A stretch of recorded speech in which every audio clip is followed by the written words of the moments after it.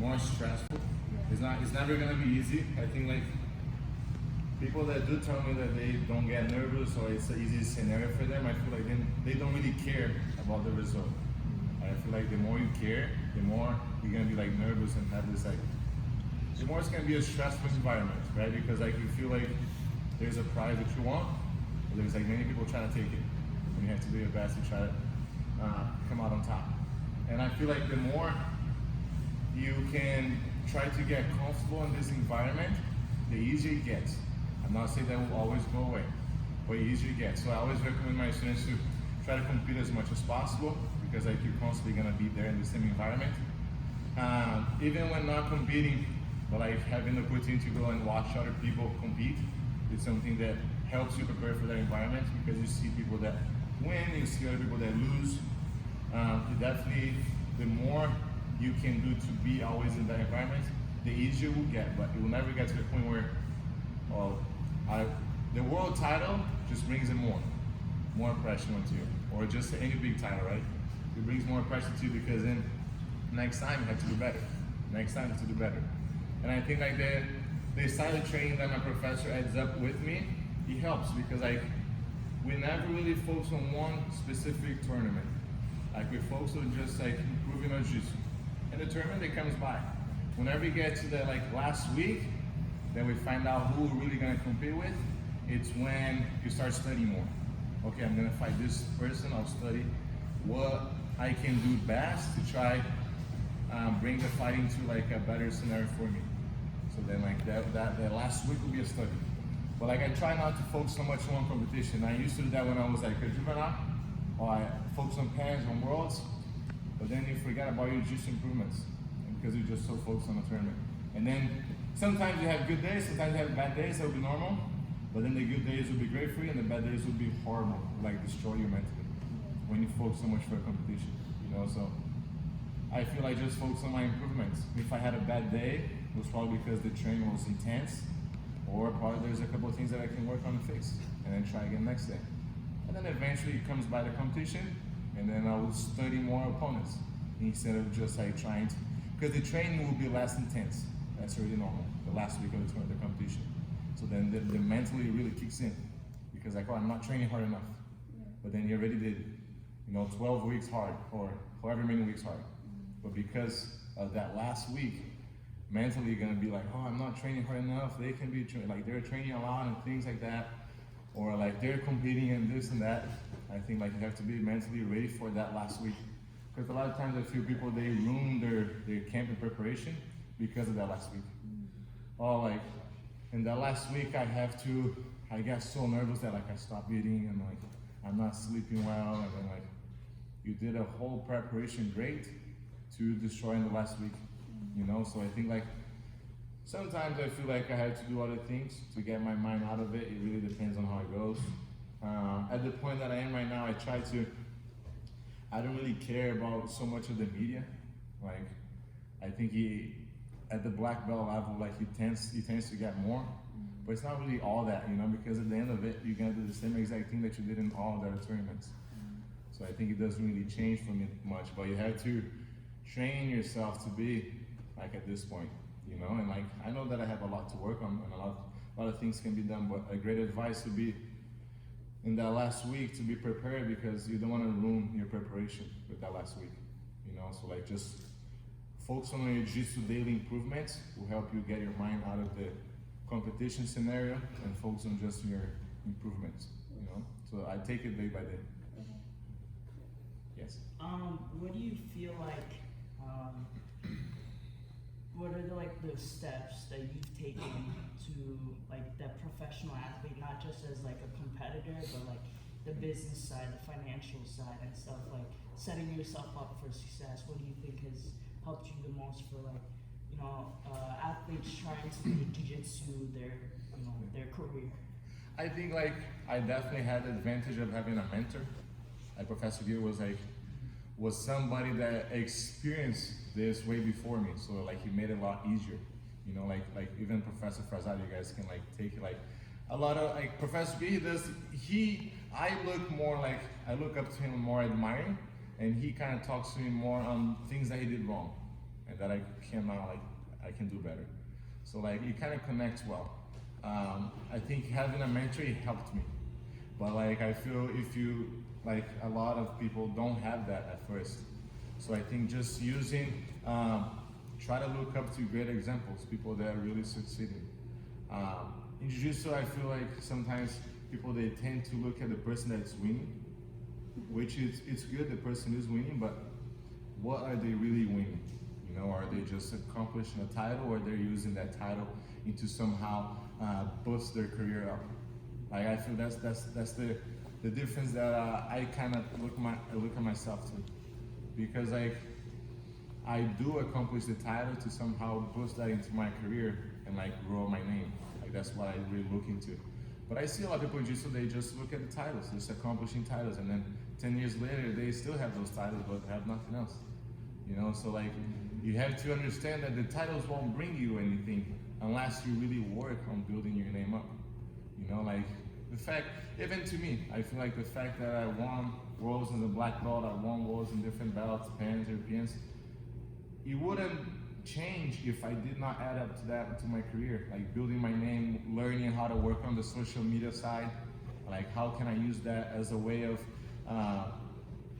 like I said, boosting that up so my name can grow, you know, and then at the same time, also the way how you carry yourself has a lot to do with it, you know, like I try to carry myself professional everywhere I go, and I take that from many different areas and students that I have.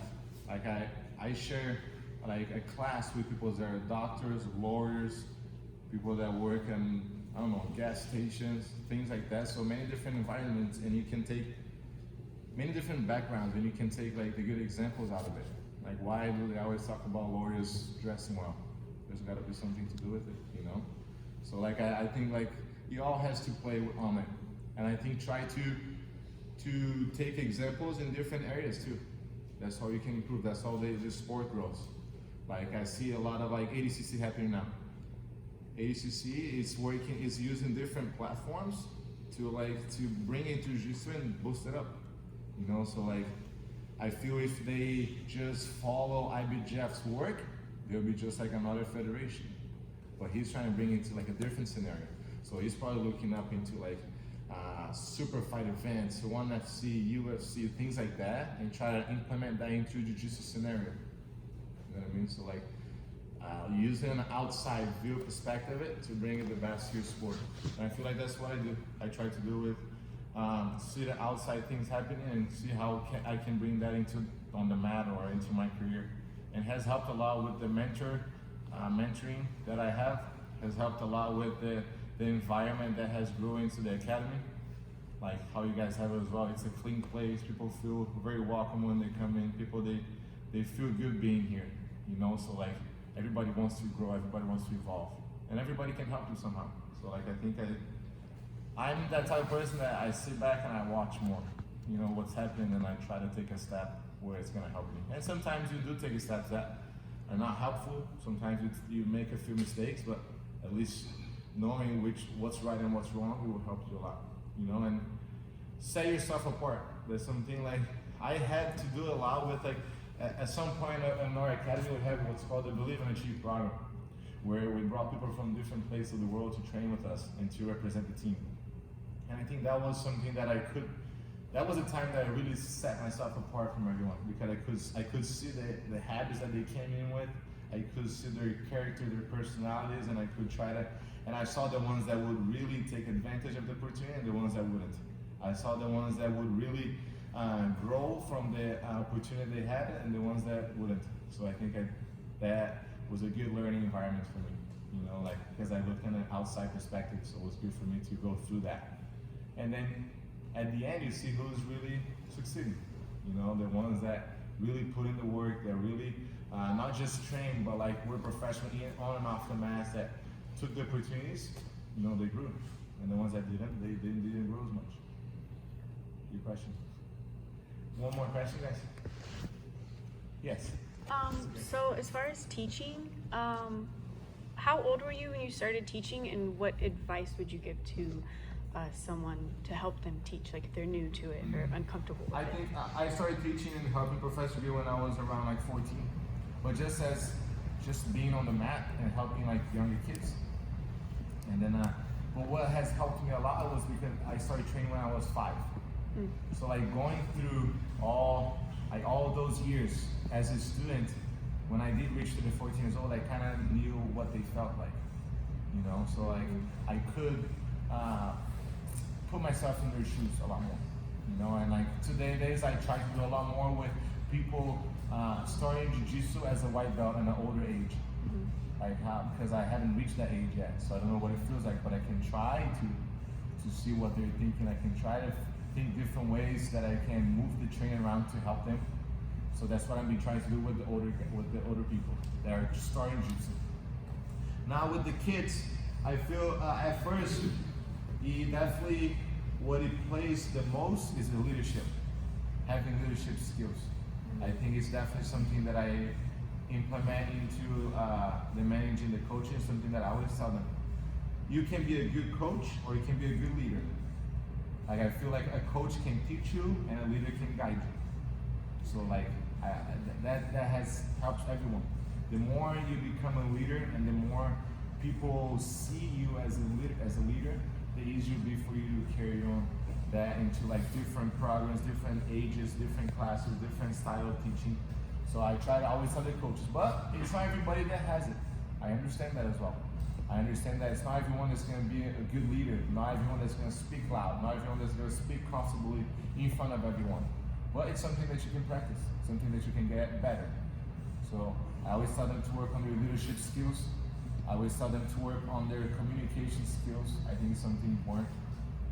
I feel like in the kids program, 60% is more communication and relationship, and 40% is jiu-jitsu. Like I always tell the coaches, it's more important for you to create a good environment for the kid, a fun environment, an environment that gets them their desire to come back higher, than it is for you to teach them how to do a long step or a knee slide. That could be simple teaching because you just have to do step by step. There's good students and bad students. On bad students, you do a little bit more easier, and advanced students, you show more details, and the class, it's done. But then at the end of it, there's no relationship between you and them. You know, there's nothing that sets you apart. There's nothing that they can improve other than that. Whenever you become in leadership, they look up to you. So like they see things that you do, they see the way how you carry yourself, they see the way how you approach them, how you approach other people in class, how you approach a smaller kid that is suffering a little bit in class, having a hard time, how you approach a good kid that's doing great in class and is having a great time. So I feel like then students start to look up more like that, you know. So I always tell my coaches to try to work on leadership skills. There's many things you can do it, like reading books about leadership skills, it helps because you always learn something different.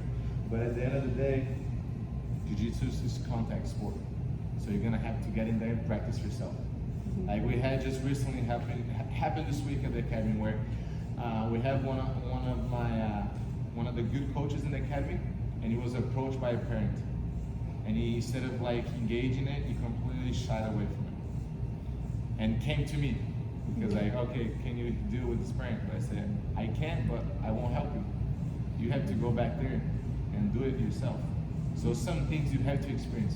You can read books, you can read articles, you can do this and that. People can tell you, but you really get to work whenever you put yourself in that position.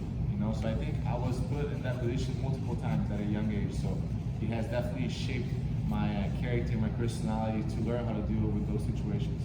You know, so I saw Professor B into those situations, then slowly became me into that situation, and then I'm slowly trying to make an easier path for other coaches to be in that situation. But now I see that like Professor B would tell me certain things, but then he would not just tell me, but he would put me in that situation. It would be like, at first it would be like super intimidating, you know, not just the parent situation, but like also the coaching. Like I was a blue belt, and then he would tell me to run a class with 50 people. And then like I knew there were people that were black belts. I knew there were people that doubted my work. That a lot of times they did not like the fact that I was there. So how could I change their mind? So it could be like intimidating at first. So you start shaping into it, you know. And it's the same as jiu-jitsu. You go through belts.